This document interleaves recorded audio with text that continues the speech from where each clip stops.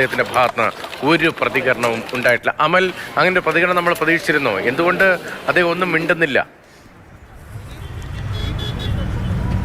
രതീഷ, ഒരു വട്ടം കൂടി ആ പ്രതികരണം 2-3 ക്യാമറകളിൽ നമുക്ക് ആ പ്രതികരണം വന്നിട്ടുണ്ട്. അതിൽ തന്ത്രിയോട് ആവർത്തിച്ച് ചോദിച്ചു. അതിൽ ചോദിച്ച ചോദ്യത്തിന് ഒരെണ്ണത്തിന് മറുപടി ഉണ്ട്. താങ്കൾ തെറ്റ് ചെയ്തിട്ടുണ്ടോ എന്ന് ചോദിക്കുമ്പോൾ ഇല്ല എന്നാണ് തന്ത്രി കൃത്യമായി തന്നെ പറഞ്ഞു വെച്ചത്. അതിനുശേഷം മറുപടി ഉണ്ടോ? കേൾക്കാൻ കഴിഞ്ഞില്ല. മറുപടി ഉണ്ടോ? തെറ്റ് ചെയ്തില്ല എന്ന് അദ്ദേഹം പറയുന്നുണ്ടോ? അത് വിശദമായി പറയുന്നുണ്ടോ അമൽ? മറുപടി ഉണ്ട്. അതായത് ചോദിക്കുമ്പോൾ തന്ത്രി കൃത്യമായി നമ്മുടെ ഏതെങ്കിലും ക്യാമറയിൽ ആ പ്രതികരണം ഉണ്ടാകും. തന്ത്രിയോട് ചോദിച്ചപ്പോൾ പറഞ്ഞത് താങ്കൾ തെറ്റ് ചെയ്തിട്ടുണ്ടോ എന്ന് ചോദിച്ചപ്പോൾ ഇല്ല എന്നുള്ളതാണ് പ്രതികരണമായി പറഞ്ഞത്. അതിനുശേഷം ആവർത്തിച്ച് താങ്കളെ ആരെങ്കിലും കുടുക്കിയതാണോ എന്ന് തോന്നുന്നുണ്ടോ എന്ന് ചോദിച്ചപ്പോൾ തലയാട്ടി പുറത്തേക്ക് വാഹനത്തിലേക്ക് കടക്കുകയാണ് ചെയ്തത്. അപ്പോൾ എന്തോ പറഞ്ഞിട്ടുണ്ട്. ആ തിരക്കിനിടയ്ക്ക് ബഹളത്തിനിടയ്ക്ക് അത് കേൾക്കാൻ കഴിഞ്ഞില്ല. ഒരു വട്ടം കൂടി അത് എന്തായാലും താൻ തെറ്റ് ചെയ്തിട്ടില്ല എന്നുള്ള കാര്യം തന്ത്രി പുറത്തേക്ക് ഇറങ്ങുമ്പോൾ പറയുകയാണ്. തെറ്റുകളൊന്നും ചെയ്തിട്ടില്ല എന്ന് പറഞ്ഞ് വൈദ്യപരിശോധന പൂർത്തിയാക്കിയപ്പോൾ കൊല്ലം വിജിലൻസ് കോടതി മജിസ്ട്രേറ്റിന്റെ വീട്ടിലേക്ക് പോകുന്നതാണ് നമ്മൾ ആ ദൃശ്യങ്ങളിൽ കാണുന്നത്. ഇതിപ്പോൾ വീണ്ടും ഒരാളെ അറസ്റ്റ് ചെയ്യേണ്ട കാര്യമില്ലല്ലോ. സാധാരണ അങ്ങനെയല്ലേ, തെറ്റ് ചെയ്യാത്ത ആളുകളെ അറസ്റ്റ് ചെയ്യേണ്ട കാര്യമില്ല. അപ്പോൾ ഈ പ്രത്യേക അന്വേഷണ സംഘത്തിനും ചില നിഗമനങ്ങളിലേക്ക് എത്തേണ്ടി വന്നിട്ടുണ്ടാകുമല്ലോ, അല്ലെങ്കിൽ എത്തിയിട്ടുണ്ടാകുമല്ലോ. രണ്ട് കാര്യമാണ്. ഒന്ന്, രാഷ്ട്രീയമായി ഇവിടെ ഈ കേസ് തീരുമോ എന്ന ചോദ്യം. രണ്ടാമത്തേത്, ഇതിന്റെ തുടർച്ചയായി മറ്റ് അറസ്റ്റ് ഉണ്ടാകുമോ? ഇപ്പൊ തന്ത്രിയെ അറസ്റ്റ് ചെയ്യാമെങ്കിൽ, മുൻ ദേവസ്വം ബോർഡ് പ്രസിഡന്റുമാരെ അറസ്റ്റ് ചെയ്യാമെങ്കിൽ അതിനും അപ്പുറത്തേക്ക് ഈ കേസ് പോകില്ലേ എന്ന ചോദ്യം.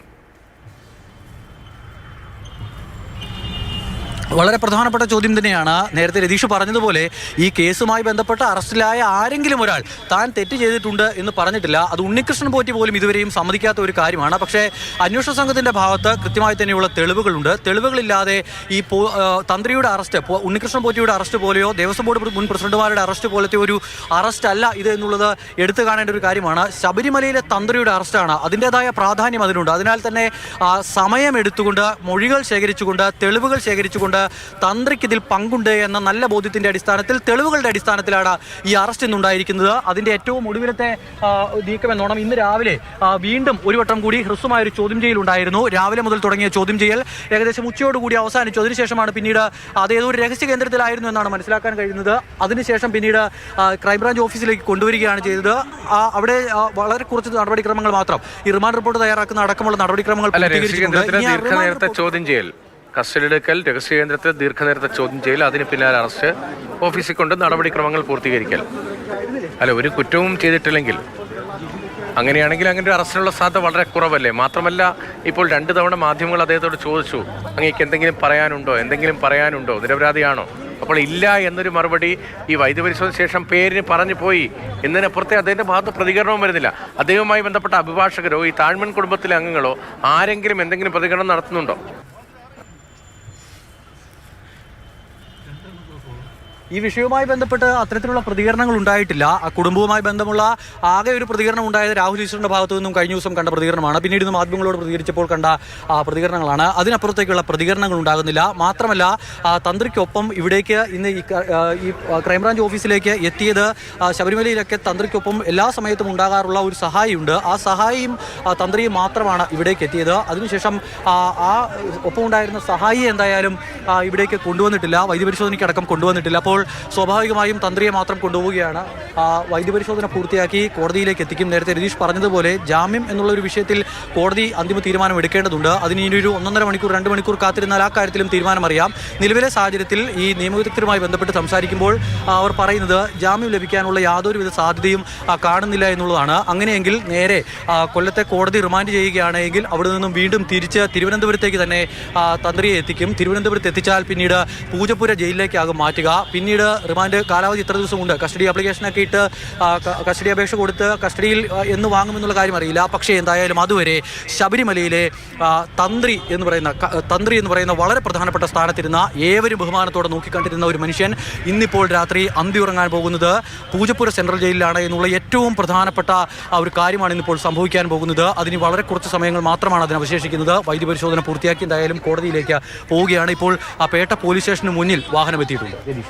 അല്ല, അക്കാര്യത്തിൽ ഒരു കാര്യം കൂടിയുള്ള, നേരത്തെ ഞാൻ ചോദിച്ചതാണ്, പറഞ്ഞതാണ്, കമൻറ്റ് ചെയ്തതാണ്. ഈ ദേവസ്വം മന്ത്രിമാരുടെ കാര്യത്തിൽ വല്ലതും ഇനി സംഭവിക്കാൻ സാധ്യതയുണ്ടോ, അതോ ഇവിടെ തീരുമോ? അത്തരം സൂചനകളുണ്ടോ? രതീഷ്, സർക്കാരിനെ സംബന്ധിച്ച് CPM-നെ സംബന്ധിച്ച് വലിയ ആശ്വാസം നൽകുന്ന ഒരു അറസ്റ്റാണ് ഇന്നുണ്ടായിരിക്കുന്നത് എന്ന കാര്യത്തിൽ സംശയം വേണ്ട. നേരത്തെ ഈ പറയുന്ന ഉദ്യോഗസ്ഥരുടെ അറസ്റ്റ് ഉണ്ടായപ്പോഴും അതോടൊപ്പം തന്നെ ഉദ്യോഗസ്ഥരുടെ അറസ്റ്റൊക്കെ ഉണ്ടായപ്പോൾ പോലും പറഞ്ഞിരുന്നു കുറ്റക്കാരാരെങ്കിലും ഞങ്ങൾ സംരക്ഷിക്കില്ല, ശിക്ഷിക്കാനുള്ള മുൻകൈ എടുക്കും എന്നുള്ള തരത്തിലാണ് പറഞ്ഞു പോന്നിരുന്നെങ്കിൽ പിന്നീട് കാണുന്നത് 2 ദേവസ്വം ബോർഡ് പ്രസിഡന്റുമാർ അറസ്റ്റിലാകുന്ന കാഴ്ചയാണ്. മുൻ ദേവസ്വം ബോർഡ് പ്രസിഡന്റുമാർ അറസ്റ്റിലാകുക എന്ന് പറയുന്നത് അതിൽ ഒരാൾ CPM-ന്റെ പ്രധാനപ്പെട്ട പദവികൾ വഹിച്ചിരുന്ന MLA ആയിരുന്ന ഒരാളെ അറസ്റ്റ് ചെയ്ത് ജയിലിലേക്ക് പോകേണ്ട അവസ്ഥ വരുന്നു. CPM-ന്റെ പരിലാളന ഏറ്റാണ് അദ്ദേഹം വളരെ പ്രധാനപ്പെട്ട പദവിയിലേക്ക്, ദേവസ്വം ബോർഡ് പ്രസിഡന്റ് എന്ന സാധാരണ നിലയിൽ ഒരു ഉദ്യോഗസ്ഥൻ എത്താത്ത പദവിയിലേക്ക് എത്തിയത്. അതെ, അത്തരത്തിലുള്ള ആ വളർച്ചയായിരുന്നു പാർട്ടിക്കൊപ്പം നിന്നുകൊണ്ട്, പാർട്ടിയിൽ നിന്നുകൊണ്ടുള്ള, പാർട്ടിയുടെ ഓരം ചേർന്നുള്ള വളർച്ചയായിരുന്നു പത്മകുമാറിന്റെ കാര്യത്തിലുണ്ടായിരുന്നത്. വാസുവും സമാനമായി തന്നെ ഒരു ഇടതുപക്ഷ അനുകൂല നിലപാട് സ്വീകരിച്ചിരുന്ന പ്രവർത്തന കാലഘട്ടങ്ങളിൽ മുഴുവൻ അങ്ങനെ ഒരു നിലപാട് സ്വീകരിച്ചിരുന്ന പിന്നീട് ദേവസ്വം ബോർഡ് സ്ഥാനത്തേക്ക് CPM എത്തിച്ച ഒരാൾ എന്നുള്ള നിലയ്ക്ക് N വാസുവിൻ്റെ കൂടി അറസ്റ്റ് ഉണ്ടാകുന്നു. പക്ഷേ ആ അറസ്റ്റൊക്കെ CPM-നുണ്ടാക്കിയ പ്രതിസന്ധിയും പ്രതിരോധവും ചെറുതല്ല, വലിയ ബുദ്ധിമുട്ടാണ് തിരഞ്ഞെടുപ്പിലടക്കം അത് സൃഷ്ടിച്ചത്.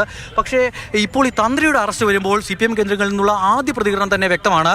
അതായത് ശബരിമലയിലെ സ്വർണം കട്ടതും ശബരിമലയിൽ പോറ്റിയെ കയറ്റിയതും തങ്ങളല്ല, അത് തന്ത്രിയാണ്, അതുകൊണ്ടാണ് തന്ത്രിയുടെ അറസ്റ്റ് ഉണ്ടായിരിക്കുന്നത് എന്നൊരു പ്രതിരോധമായിരിക്കും വരും ദിവസങ്ങളിൽ CPM സൃഷ്ടിക്കാൻ പോകുക.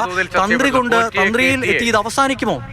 പോറ്റിയെ കയറ്റി എന്ന പാട്ട് വലിയ തോതിൽ ചർച്ചയായല്ലോ. അതിപ്പോൾ സമൂഹ മാധ്യമങ്ങളിലൊക്കെ ഫേസ്ബുക്കിലൊക്കെ കാണുന്ന പോറ്റിയെ കയറ്റിയെ തന്ത്രി കയറ്റിയെ എന്ന നിലയിലേക്ക് മാറ്റി എഴുതുന്നുണ്ട് പല ഇടത് ഹാൻഡിലുകളും. അങ്ങനെ വല്ലാത്തൊരു ആശ്വാസം നൽകുന്നുണ്ടോ? അപ്പോൾ തന്ത്രിയിലേക്ക് എത്തിയത് തീരും, പോറ്റിയെ കയറ്റിയത് തന്ത്രിയാണ്, ഈ തട്ടിപ്പിന്റെ ഏറ്റവും പ്രഭവം തന്ത്രിയിലാണ് എന്ന നിലയിലേക്ക് എത്തിത്തീരും എന്താണോ? അതായത് ദേവസ്വം ബോർഡ് 2 പ്രസിഡന്റുമാരുണ്ടെങ്കിലും അവരകത്താണെങ്കിലും അതിന് മുകളിൽ തന്ത്രിയായിരുന്നു എന്ന നിലയിൽ തീരുമെന്താണോ? സാങ്കേതികമായ കാര്യങ്ങൾ നോക്കാൻ വേണ്ടി മാത്രമാണ് അവിടെ ദേവസ്വം ബോർഡ് ഉള്ളത്. പക്ഷേ അതിൻ്റെ എല്ലാം അന്തിമ തീരുമാനം എടുക്കേണ്ടത് തന്ത്രിയാണ്. അതിനാൽ തന്നെ തന്ത്രി അറിയാതെ അവിടെ ഒന്നും നടക്കില്ല.